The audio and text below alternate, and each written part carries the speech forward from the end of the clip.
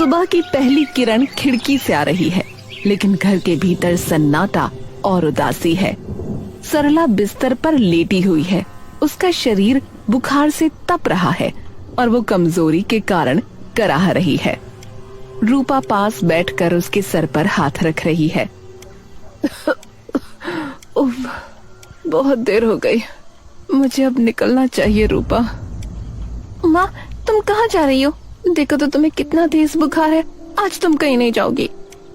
नहीं रे बेटी, अगर आज नहीं गई तो मालकिन बहुत गुस्सा करेंगे। काम नहीं करूंगी तो घर में चूल्हा कैसे जलेगा? ये तो चिंता मत कर, मैं ठीक हूँ। लेकिन माँ, तुमने रात से कुछ खाया भी नहीं है, कम से कम थोड़ा पानी तो पी लो।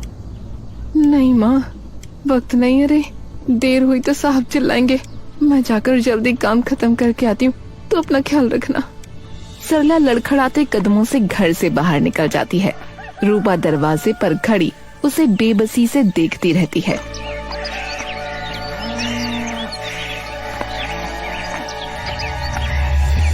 उसके जाने के बाद रूपा की चिंता बढ़ जाती है और वो खुद से बातें करने लगती है। वो सुबह से भूखी प्यासी है, ऊपर से ये तेज बुखार। अगर काम करते करते उन्हें कुछ हो गया तो मेरा क्या होगा? नहीं, अब मैं यहाँ हाथ पर हाथ धरकर नहीं बैठ सकती। मेरा मन बहुत घबरा रहा है। मुझे अभी माँ के पास जाना होगा, अभी। बोलकर घर से निकल जाती है।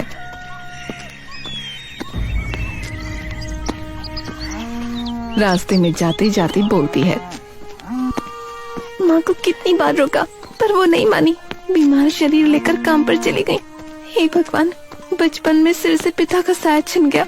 अब अगर माँ को भी कुछ हो गया तो मैं किसके सहारे जीऊंगी?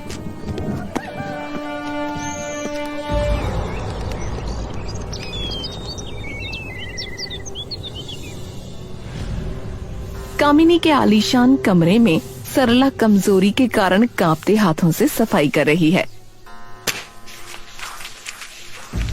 कामिनी सोफे पर बैठी नफरत भरी नजरों से उसे देख रही है। बस यही समस्या तुम जैसे लोगों की। काम करने आती हो या इसे अपने मामा का घर समझ रखा है? नहीं छोटी मालकिन, ऐसी बात नहीं है। तो फिर क्या बात है? एक बात कान खोलकर सुन लो कि काम की जगह है। तनख्वाह के वक्त तो सबसे पहले आपने हाथ फैला देती हो और काम के वक्त सिर्फ काम चोरी। मालकिन, सुबह से तबीयत बहुत खराब थी। आज नींद खुलने में भी देर हो गई, इसलिए आने में। बहाने मत बनाओ। सिर्फ मेरा कमरा सजाने में तुमने 2 घंटे लगा दिए। अगर सारा दिन यही लगा दोगी तो घर के बाकी काम क्या तुम्हारा बाप करेगा? मुझे माफ कर दीजिए मालकिन, आगे से कभी देरी नहीं होगी। आप फिक्र मत कीजिए, मैं अभी सारा काम खत्म कर देती हूँ। इसे भूल नहीं अपराध कहते हैं सरला। सुना है तुम्हारी एक जवान बेटी है, अब से उसे काम पर भेजोगी? रूपा, नहीं मालकिन, वो तो अभी बच्ची है। जब पता है कि तुम 2 दिन बाद बीमार पड़ जाती हो तो उस लड़की को घर में बिठाकर क्यों खिला रही हो? मेरी बात का पालन होना चाहिए, वरना इस महीने एक फूटी कौड़ी नहीं मिलेगी। मालकिन, मैंने उसे कभी किसी के घर काम पर नहीं भेजा। मैं सालों से आपके यहाँ काम कर रही हूँ, पर मैं नहीं चाहती कि मेरी बेटी दूसरों के घर काम करे। बड़ी आई आत्मसम्मान वाली, काम वाली होकर इतनी ऊंची बातें। जब इतना ही सम्मान प्यारा है तो यहाँ काम करने क्यों आती हो? घर पर बैठी रहो। मालकिन, कृपया शांत हो जाइए, मुझ पर थोड़ी दया कीजिए। मैं वादा करती हूँ ऐसी गलती दोबारा नहीं होगी। चुप रहो, मुझे वादा करने की हिम्मत मत करना, बस काम पर ध्यान दो। इसी वक्त रूपा वहाँ पहुँचती है और अपनी माँ का अपमान देखकर उसका दिल दहल जाता है। कामिनी की नजर जब रूपा पर पड़ती है तो वो उसकी सुंदरता देखकर जलने लगती है। रूपा अपनी माँ के सम्मान के लिए खुद काम करने को तैयार हो जाती है। छोटी मालकिन, माँ से आप ये कैसी बातें कर रही हैं? और मेरी माँ ने आपको ऐसा क्या वादा दिया है कि आप इस तरह गुस्सा हो रही हैं? तू कौन है? तुझे पहचाना नहीं? और तू सरला को माँ कह के क्यों बुला रही है? क्या तू सरला की वही बेटी है? हाँ छोटी मालकिन, यही मेरी बेटी है। और तू यहाँ क्यों आई है बता तो? तुझे कितनी बार कहा है मैं जहाँ काम करती हूँ वहाँ तू मत आया कर। अब घर चली जा, जा घर जा, मैं काम खत्म करके आती हूँ। सरला की बेटी इतनी सुंदर है कि देखकर मैं तो हक्की बक्की रह गई। इतना गरीब होकर भी इतना रूप कैसे आया इसे? इसे देखकर तो मेरा सिर ही घूम गया। इतनी सुंदर। सुन रूपा, कल से अपनी माँ को काम पर ना भेजकर तू काम पर आएगी। बूढ़ी बीमार माँ से काम कराते हुए शर्म नहीं आती तुझे? शरीर और कदकाठी से तो तू कम नहीं दिखती, काम नहीं कर सकती क्या? छोटी मालकिन, मैं तो काम करना ही चाहती हूँ, लेकिन माँ मुझे काम पर नहीं आने देती। असल में माँ मुझसे बहुत प्यार करती है, इसीलिए ना। लेकिन माँ एक बात सुनो, कल से मैं काम पर आऊंगी, तुम घर पर रहोगी। नहीं रे रूपा, ये नहीं हो सकता। तुझे मैं कभी भी दूसरों के घर काम करने नहीं भेज सकती। तू मुझे ये बात कभी मत कह, मैं ये नहीं सहन कर सकती। माँ, अगर मुझे मना किया तो मेरा कुछ बुरा हो जाएगा। अब तुम घर जाओ माँ, बाकी काम मैं करूँगी। ठीक है, जब तुमने अपनी कसम दे ही दी है तो फिर मना नहीं कर सकती। तो फिर काम कर लेना। बहुत धन्यवाद माँ, तुम्हारी बात सुनकर बहुत खुशी हुई। बाप रे बाप, यात्रा का मंच शुरू कर दिया तुम लोगों ने। तुम लोग काम करने वाले हैं, मैं करने वाली हूँ। जा जा, जो जहाँ है जाकर काम कर। यहाँ खड़े होकर नाटक करने की जरूरत नहीं है। और सुन सरला, तुझे भी अब यहाँ रहने की जरूरत नहीं है, घर चली जा।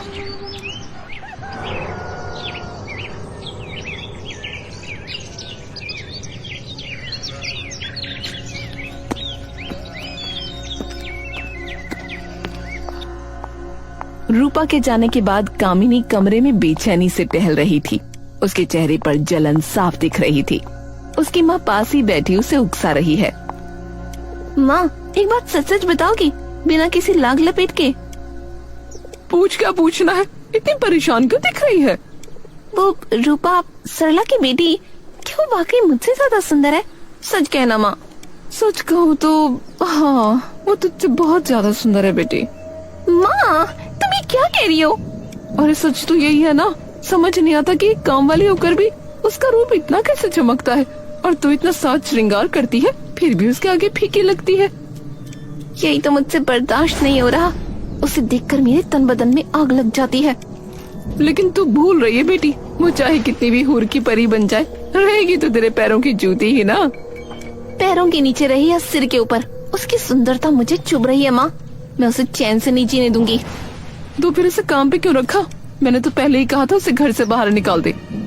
नहीं माँ, इतनी जल्दी नहीं। अभी निकाल दिया तो उसे दर्द कैसे होगा? तो फिर तेरा इरादा क्या है? मैं उसे इतना अपमानित करूंगी कि वो अपनी शक्ल दिखाने लायक नहीं रहेगी। बस तनख्वाह का दिन आने दो, फिर उसे अपनी औकात समझ आएगी।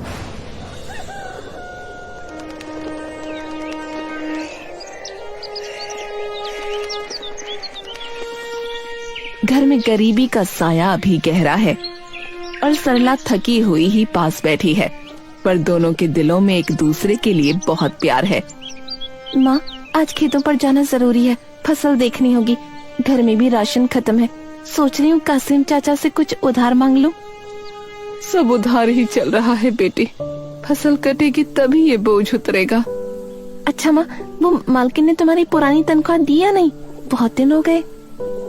मांगा तो था बेटी, पर 5-6 दिन से बस दौड़ा रहे हैं, पैसे नहीं दे रहे।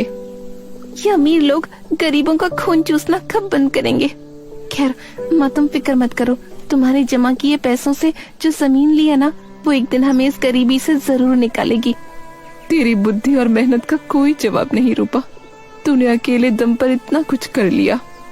मैं बस इतना चाहती हूँ माँ कि हमें खाने के लिए किसी का मुंह न देखना पड़े। अब से मैं भी काम करूँगी।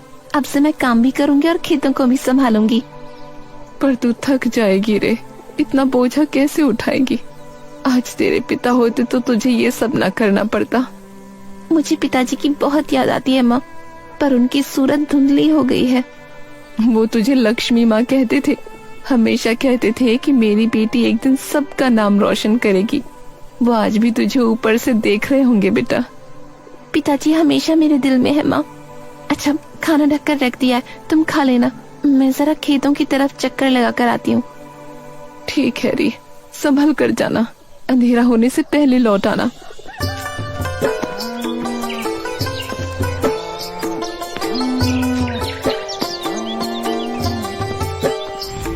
धूप खिली हुई है। रूपा अपने लहलहाते धान के खेतों के पास से गुजर रही है। गांव के लोग रूपा की मेहनत की मिसाल दे रहे हैं।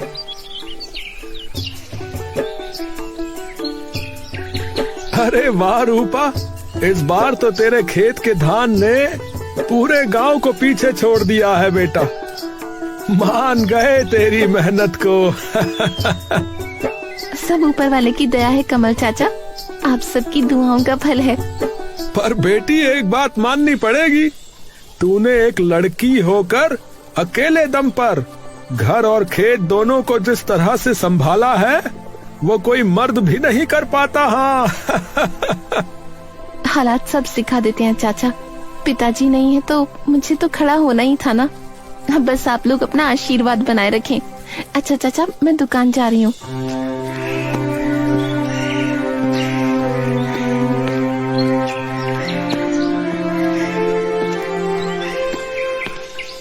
रूपा चलकर कासिम चाचा की पुरानी दुकान पर पहुंचती है। दुकान खाली खाली सी है और कासिम थके हुए बैठे हैं। अब आ गई रूपा बेटी, पर आज तुझे देने के लिए दुकान में कुछ है नहीं। क्यों चाचा, क्या चावल खत्म हो गए? पैसे ही नहीं है तो नया सामान कहाँ से लाऊं? तूने आखिरी बार जो चावल लिए थे उसके बाद से दुकान खाली ही पड़ी है, बहुत तंगी है। चाचा, मेरे घर में एक भी दाना नहीं है।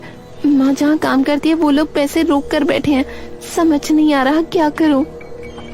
बेटी, दुनिया बहुत निष्ठुर हो गई है। देख, मेरा अपना बेटा शहर जाकर मुझे भूल गया, 2 महीने से खबर तक नहीं ली। आप दुखी मत होइए चाचा, विधाता सब देख रहे हैं, आप अपनी हिम्मत मत खोइए। हिम्मत ही तो है जो अभी तक जिंदा रखे है बेटी। तू एक काम कर, माँ की मालकिन के पास जा, एक बार फिर पैसे मांग कर देख। हाँ चाचा, अब वही रास्ता बचा है, मैं अभी जाती हूँ, देखती हूँ वो लोग हमारी मेहनत की कमाई देते हैं या नहीं।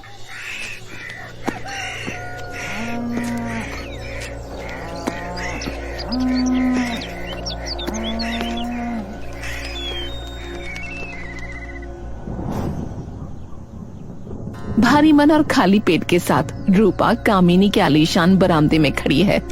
उसकी आंखों में उम्मीद है कि आज पैसे मिलेंगे तो बीमार माँ के लिए दवा और घर के लिए राशन लाएगी। लेकिन उसे क्या पता था यहाँ उसकी गरीबी का तमाशा बनाया जाएगा। छोटी मालकिन, बहुत मुसीबत में हूँ, माँ बहुत बीमार है, कृपया हमारे पैसे दे दीजिए। ए लड़की, तेरी हिम्मत कैसे मुझे छूने की? माफ कर दीजिए मालकिन, पर घर में दाना नहीं है। माँ ने महीनों तक यहाँ पसीना बहाया है, बस उसकी मेहनत का हक मांग रही हूँ। हक? कैसा हक? तुझे पैसे चाहिए? ये ले पैसे।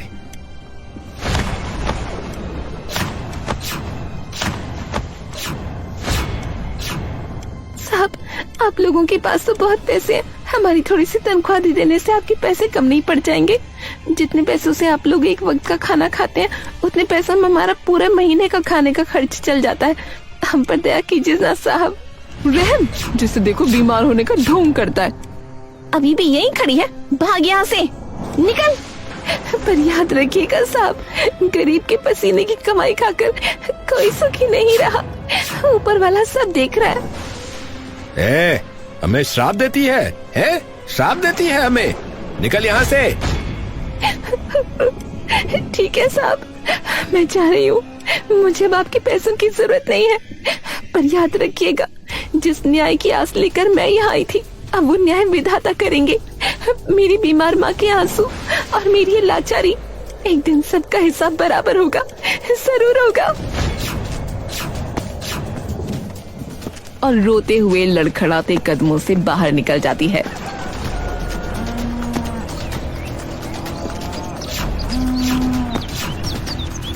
पीछे से कामिनी और उसका परिवार हंस रहे हैं। अचानक शहर के बड़े अधिकारियों की गाड़ियां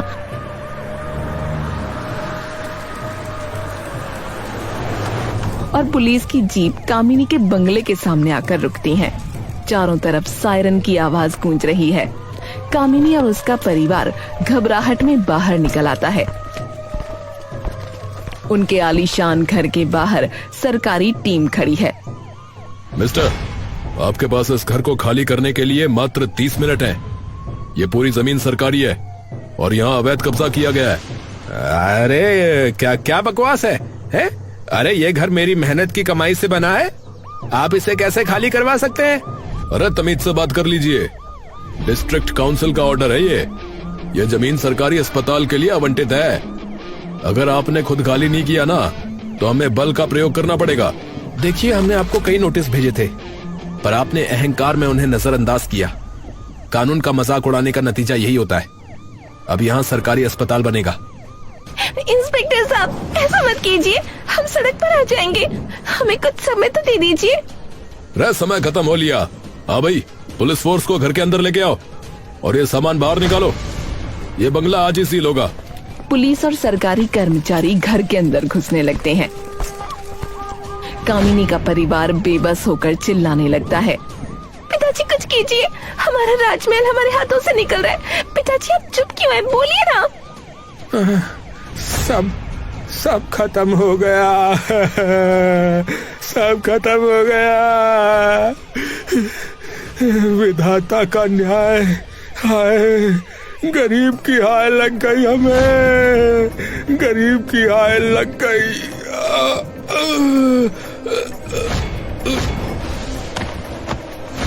अरे कोई डॉक्टर को बुलाओ, इन्हें क्या हुआ?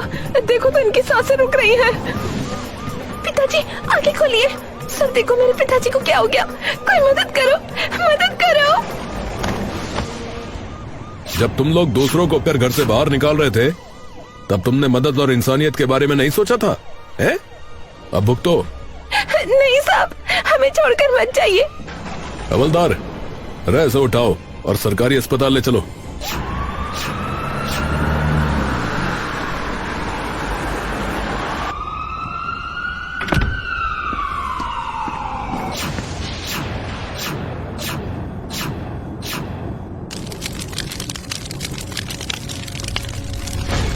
रात का अंधेरा है